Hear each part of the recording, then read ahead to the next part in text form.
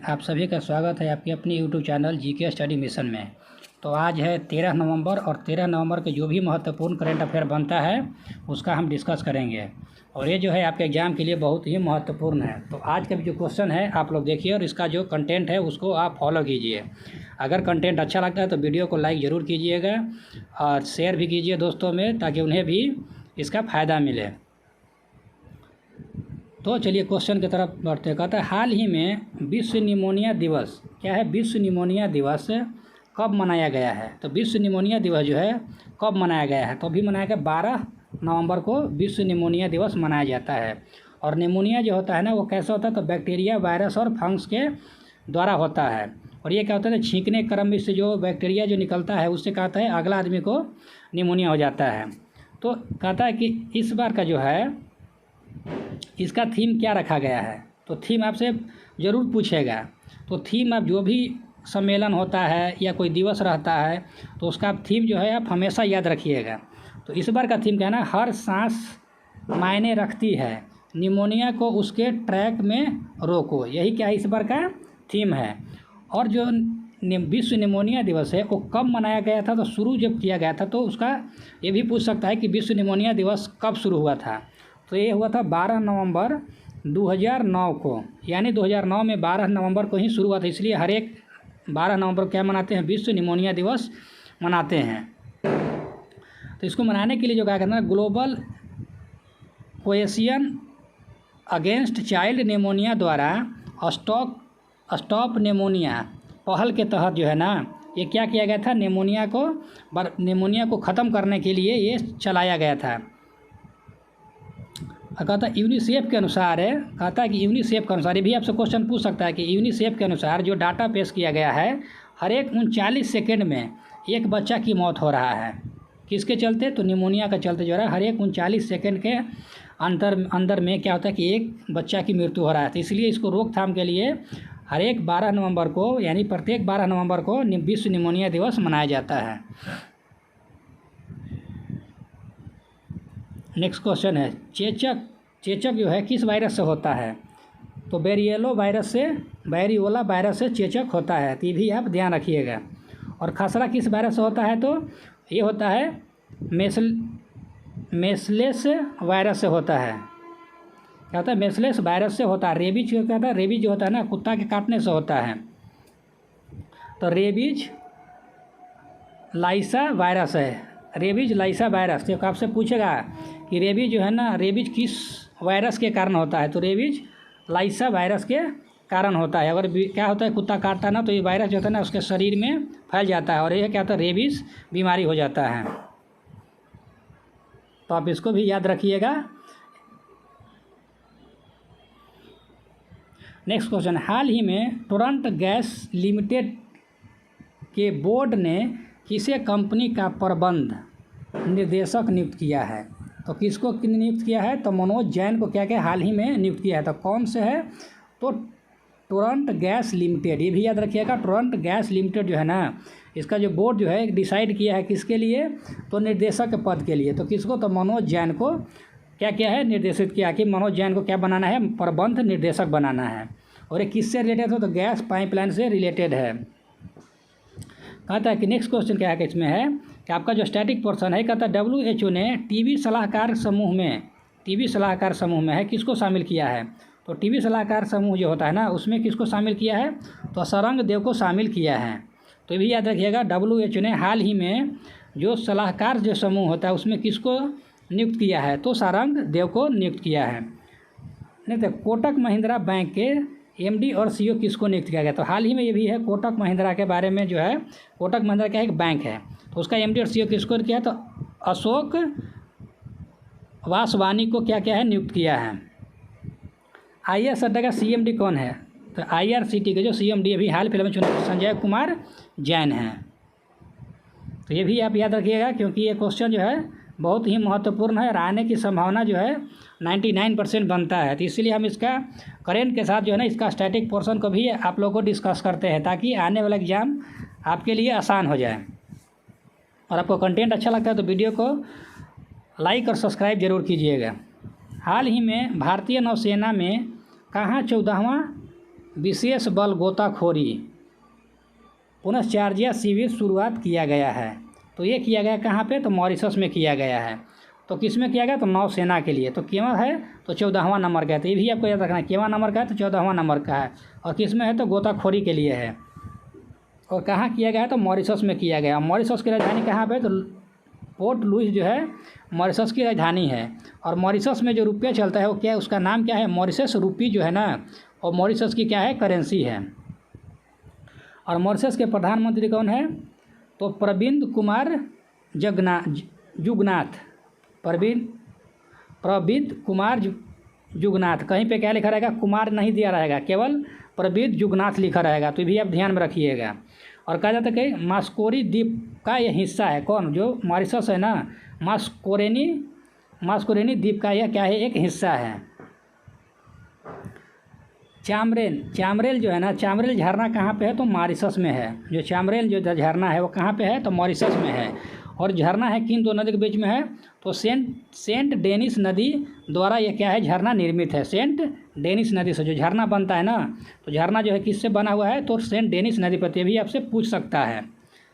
ले मारने पर्वत ये कहाँ पे है? तो ले मारने जो पर्वत है ये आपका कहाँ पे है? तो मॉरिशस में है।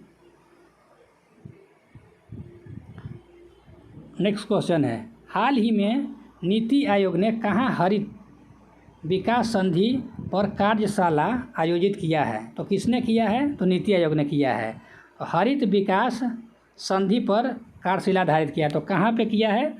तो नई दिल्ली में किया है। तो ये आपका हो गया करेंट से। लेकिन अब इसका स्टैटिक पोर्शन देखिए, नीति आयोग का फुल फॉर्म क्या होता है? तो national institution for transforming India. तो ये भी आपसे कभी कभी एग्जाम में पूछ देता है कि नीति आयोग का फुल फॉर्म क्या है। तो आपसे इसमें दे देगा national institution for transforming India. इसको आप याद रखिएगा। नीति आयोग की स्थापना कब किया गया था? तो 1 जनवरी 2015 को इसकी स्थापना किया गया था। और जब स्थापना किया गया था तो इसके सीईओ कौन थे? तो अमिताभ कांत इसके सीईओ थे। और प्रथम उपाध्यक्ष कौन थे? तो अरविंद पनगरिया थे। और इसके जो अध्यक्ष होते हैं कौन होते हैं? तो प्रधानमंत्री होते हैं। और अभी भी प्रधानमंत्री हैं। उस समय भी प्रधानमंत्री कौन थे? नरेंद्र मोदी ही हैं। और आज भी नरेंद्र मोदी ही हैं।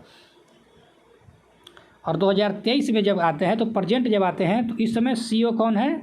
तो श्री BVR सुब्रमण्यम जो है सीईओ हैं। और उपाध्यक्ष कौन है? तो सुमन बेरी हैं। तो ये आपसे क्वेश्चन आपको पूछेगा एग्जाम में।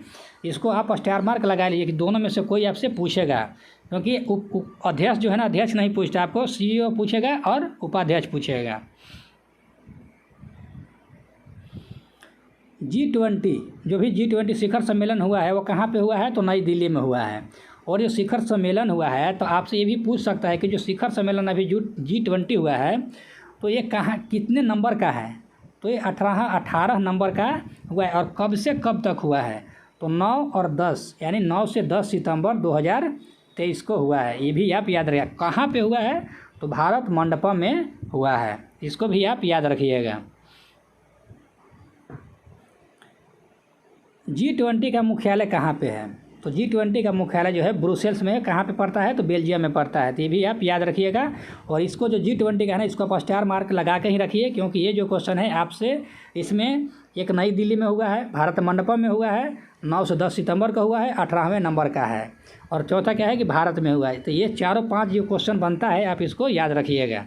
क्योंकि आने वाले एग्जाम में आपसे 100% इससे ये क्वेश्चन पूछेगा ही पूछेगा। नेक्स्ट क्वेश्चन, हाल ही में किस राज्य में पहला रेल कोच रेस्टोरेंट खोला गया है? तो किसमें? रेल कोच के लिए खोला गया, रेल कोच में। तो गुजरात के राजकोट है ना, गुजरात के राजकोट में ये रेल कोच रेस्टोरेंट खोला गया है। और ये रेल कोच का इसका नाम क्या है? द ट्रैक साइड तरका नाम से शुरू किया गया है। तो पूछ सकता है कि जो रेस्टोरेंट जो खोला गया है, रेल कोच जो रेस्टोरेंट खोला है उसका नाम किस नाम से खोला गया है?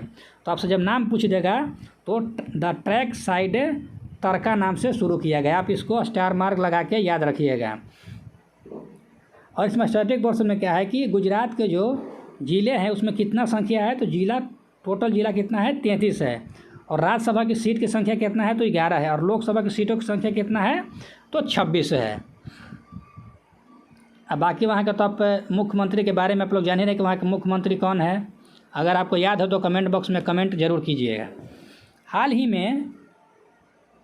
ही में कितने साल बाद क्या है भूटान पक्षी महोत्सव, क्या है भूटान पक्षी महोत्सव की वापसी हुई है? तो ये हुआ है 3 साल के बाद हुआ है। क्या है भूटान पक्षी महोत्सव, ये कितने साल के बाद हुआ है? तो 3 साल के बाद हुआ है, अभी वापसी हुआ है। बीच में 3 साल के जो हुआ था उसमें इसका महोत्सव नहीं किया गया था। अरे भूटान में जो है ना, भूटान की राजधानी कहाँ पे है? थिम्पू है। और यहाँ पे कौन सी मुद्रा चला था? भूटानी रेगुल त्रम्म जो है ना यहाँ की मुद्रा है। बैसाखी पर्वत कहाँ पे बैसाखी जो महोत्सव है वो कहाँ मनाया जाता है? पंजाब और हरियाणा में मनाया जाता है।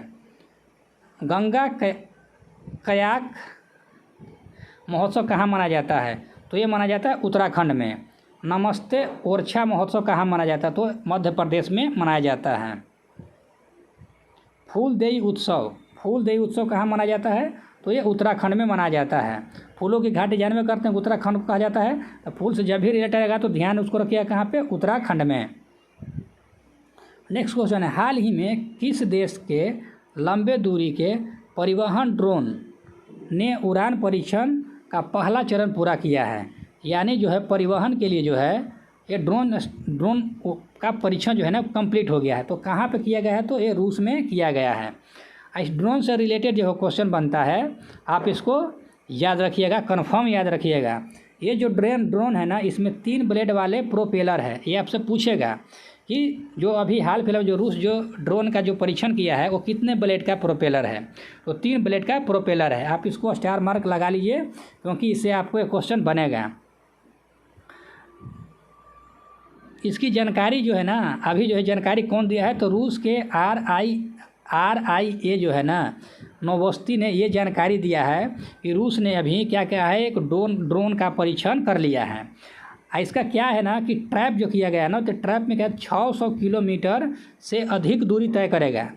600 किलोमीटर से अधिक दूरी तय करेगा।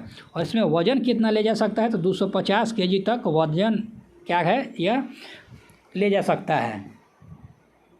इसमें जो भी माल दिया जाएगा ले जाने के लिए तो वो 250 kg तक ले जा सकता है। और कितना किलोमीटर तक? तो 600 किलोमीटर तक। आप इसको याद रखिएगा। और परीक्षण जो किया गया है ना तो कौन सा कैसा परीक्षण है? तो ये भी याद रखिएगा कि ये भूमि परीक्षण किया गया है। हवा परीक्षण नहीं तो भूमि परीक्षण किया गया है। तो इसको आप कन्फर्म याद रखिएगा, इससे आपको क्वेश्चन जो है आने वाले एग्जाम में मिलेगा। नेक्स्ट क्वेश्चन है, हाल ही में भारत के पर्यटन ने कहाँ वर्ल्ड ट्रेवल मार्केट में शानदार उपस्थिति दर्ज कराई है? कहता है कि भारत हाल ही में जो है भारत के पर्यटन यानी भारत में जो पर्यटन है वो कहाँ पे वर्ल्ड ट्रेवल यानी वर्ल्ड लेवल पर जो है ना मार्केट में अपना शानदार उपस्थिति होता है ना वो दर्शाया है। तो कहाँ दर्शाया? तो लंदन में दर्शाया है। अब लंदन से क्वेश्चन याद रखिएगा, क्या ये क्वेश्चन आपसे स्टैटिक पोर्शन में आपसे पूछ सकता है कि 1908, 1948 और 2012 में 3 बार ग्रीष्मकालीन ओलंपिक हुआ है। कहाँ पे हुआ है? तो लंदन शहर में हुआ है। और ये जो लंदन शहर में खेला गया है तो ये ऐसा पहला मात्र विश्व का पहला शहर है जहाँ पे 3 ग्रीष्मकालीन ओलंपिक खेला गया है। तो ये आप याद रखिएगा। आपसे डायरेक्ट ये क्वेश्चन पूछ सकता है, इस तरह से घुमा के क्वेश्चन पूछेगा कि कौन सा शहर है जहाँ पे 3 बार ओलंपिक यानी ग्रीष्मकालीन ओलंपिक खेला गया है? तो आप याद रखिएगा लंदन में। ओलंपिक 2024 की मेज़बानी कौन सा करेगा? तो पेरिस करेगा 2024 की मेज़बानी। ओलंपिक 2028 में क्रिकेट को 123 साल बाद शामिल किया जाएगा। तो ये आपसे क्वेश्चन पूछ सकता है कि क्रिकेट को किस ओलंपिक में शामिल किया गया है? तो याद रखिएगा ओलंपिक 2028 में। और ये भी पूछ सकता है कितने साल बाद? तो याद रखिएगा 123 साल बाद शामिल किया गया है। टोक्यो ओलंपिक में भारत का रैंक कितना था? तो टोक्यो जब ओलंपिक हुआ था तो उसमें भारत का रैंक कितना था? 48। कॉमनवेल्थ गेम जब हुआ था तो उसमें भारत का रैंक कितना था? 4था नंबर था। और पैरा एशियन गेम्स में कितना था? तो 5वां नंबर था। तो आपको तो वीडियो को लाइक करिए, सब्सक्राइब करिए और कंटेंट अच्छा लगता है तो सब्सक्राइब आप ज़रूर कीजिए। धन्यवाद।